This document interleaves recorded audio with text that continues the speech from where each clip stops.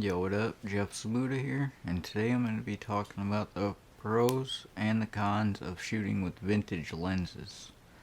So far, I've been shooting with these vintage lenses for a few days now, and one of the major flaws that I find with the M50 Mark II and using vintage lenses is that when you use focus peaking, it does not show up on your external display.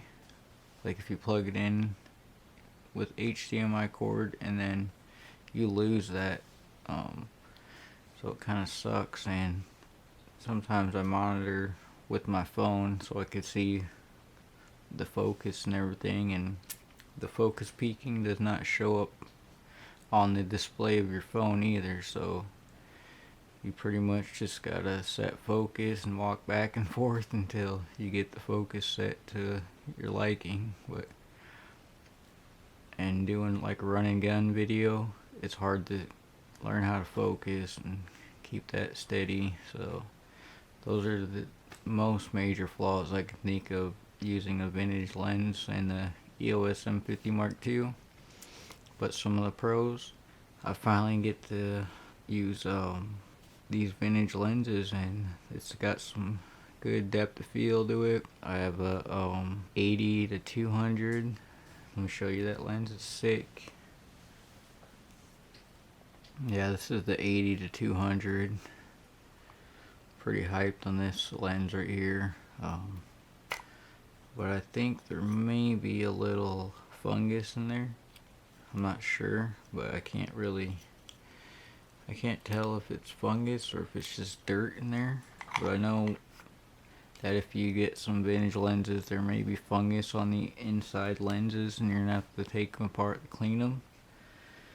But I've been taking a lot of photos and I did some videos with this lens and it's super sick. I'm hyped on that. And these 50 mils, these are dope too. This one's a 1.9 aperture. This one works really good. Right now I'm shooting on the 1.8, but the focus thing is broken on the inside of the 1.8, the one I'm using right now, so sometimes it grinds when you go to focus. Another pro is that the lenses are super cheap. I got on my Goodwill for freaking 25 bucks, so super hyped. I've been using these vintage lenses and I think they've been making my content a little bit better. But yeah, put it down in the comments below if you've ever used vintage lenses or if you have any.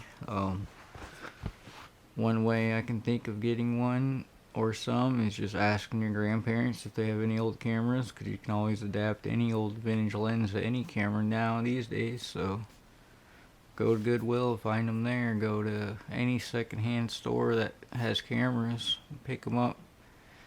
My advice is just, even if you don't have a camera, get some lenses and save them for the day that you do get a camera, and you're going to be hyped when you adapt them lenses, and it's just pretty sick, dude. If you have any questions about vintage lenses or how to figure out what kind of lenses you have, because that was one thing that I had to do, is a lot of research to figure out what the lenses I had even were. Sometimes they're marked down here. Like down here it'll say something. I got an old Canon FD lens and right down here it just says FD, so that's away.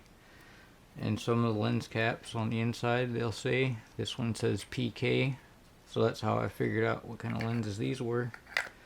And there's like Minolta, Pentax, there's old Canon lenses, there's all kinds of vintage lenses.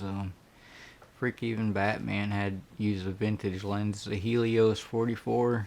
Check that lens out. You can buy those on eBay. But yeah, man, thanks to everybody that subscribed lately and commented and liked the video. So me and the wife are still doing a competition to see who can get the most subscribers. The wife is still winning. I've only gained about 15, so please hit that subscribe button below. And thanks for watching. Peace.